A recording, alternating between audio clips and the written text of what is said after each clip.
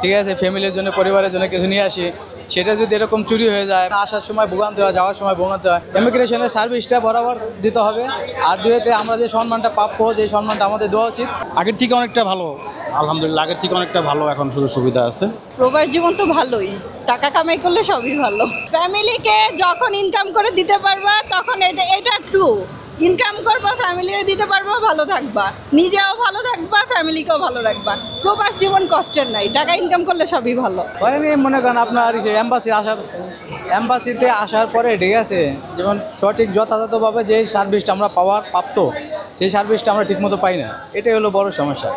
তাছাড়া অন্য কোনো সমস্যা নাই। ঠিক আছে, আমরা যেভাবে কষ্ট করতেছি, বাহির থেকে যেভাবে কষ্ট করে পরিশ্রম করে টাকা দেশে পাঠাচ্ছি, ঠিক আছে, আমাদের রেমিটেন্সের জন্য আজকে বাংলাদেশ মনে করেন চলতেছে আর কি, ঠিক আছে, বলা যায় আর কি। তো সেই হিসেবে আমরা কোনো সুযোগ সুবিধা পাচ্ছি না। আশা করি সরকার এটা ফলো করবে, খেয়াল করবে, ঠিক আছে, আমাদের একটু সুযোগ সুবিধা দেবে, এটাই প্রত্যাশা।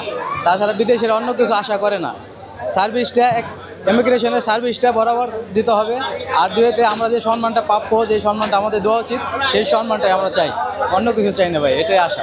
আসার সময় ভোগান্তি হয়, যাওয়ার সময় ভোগান্তি হয়, যেরকমটা কেয়ার করার দরকার, মানে অন্য দেশে, মানে বিদেশে যেরকম, বিদেশি এয়ারপোর্টে যেরকম আপনার কেয়ার করে, ঠিক আছে, অনেক সম্মান কেয়ার করে ওরা, ঠিক আছে, এরকম কেয়ারটা বাংলাদেশে করে না। বাংলাদেশ এয়ারপোর্টে এরকম কেয়ার হয় না আর কি। একটা ছেলের লগে করছে এরকম, লাগেজ কেটে, ঠিক আছে, ভিতরে সাবানগুলো, অনেক সাবানগুলো নিয়ে গেছে আর কি, রেখে দিয়েছে। এটা তো ঠিক না ভাইয়া। বিদেশে আমরা এত কষ্ট করি, আসি, ঠিক আছে, ফ্যামিলির জন্য পরিবারের জন্য কিছু নিয়ে আসি, সেটা যদি এরকম চুরি হয়ে যায় বা এরকম যদি নিয়ে যায়, তাই কতটা কষ্ট লাগে সেটা তো বোঝে না। আমরা বাইরে যে কি পরিশ্রম করি, ঠিক আছে, সেটা যারা বিদেশে থাকে তারাই বোঝে, ঠিক আছে, যে বিদেশের পরিশ্রমটা কি।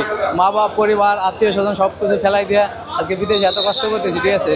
দেশে আসার পর যদি এরকম এয়ারপোর্টে হয়রানি হতে হয়, তাহলে এর দুঃখ, মানে কষ্টের কোনো সীমা নাই ভাই, ঠিক আছে। তো এটাই অনুরোধ সরকারের কাছে, ঠিক আছে, সরকার এটা আমাদের দেখবে, ঠিক আছে, এই সমস্যাটা সমাধান করবে, এটাই প্রত্যাশা ভাইয়া। দেখেন, শেখ হাসিনা সরকার থাকতেও যেরকম মানে মোটামুটি হয়রানি, এই সরকারও মোটামুটি, এই সরকারে প্রথমবার আইলাম আর কি, ঠিক আছে, দেশে শেখ হাসিনা সরকারে আইছি, মানে আমি আজকে বিদেশে আজকে 8-9 বছর ধরে, ঠিক আছে। প্রথমে আমি দুবাই ছিলাম, দুবাই থেকে এখন ওমানে আছি। তো মোটামুটি আর কি সবসময় একটু হয়রানি চলতেছে আর কি। তো আজকে আসলাম, আসার পরে মানে একটু ইমিগ্রেশনটা একটু জলদি হয়ে গেছে আর কি, আগের তুলনা থেকে আর কি। তবে ভিতরে যদি ওয়াইফাই লাইন করতেছে, উন্মুক্ত করা আছে, ওটা থাকলে হয়তো সবাই ভালো হতো। সবাই তো সিম নিয়ে আসেন, কত হোয়াটসঅ্যাপে মতে যার ফ্যামিলির নক করতে পারতো, ওই জিনিসটা নাই। এই আর আমি মালয়েশিয়ার থেকে আসছি, আমি 2 বছর 4 মাস পরে আসছি। চেঞ্জ কোনো কিছু হয় না, প্রায় সেম। চেঞ্জ কোনো কিছু হয় না, প্রায় সেম। আমাদের তো সুবিধা বহুত রকমের হয়, ঠিক আছে না। আমরা যে আজকে প্রায় 19 বছর বিদেশ থাকি আর কি। তো আমরা চাই যে দেশের কল্যাণের জন্য সরকার যেহেতু যাতায়াতের জন্য যেভাবে সুবিধা করার জন্য ওইভাবে সুবিধা করে। প্রবাস জীবন সবার জন্য তো সব না, কেউ ভালো আর কেউ খারাপ, সবার জন্য তো সব কিছু হয় না।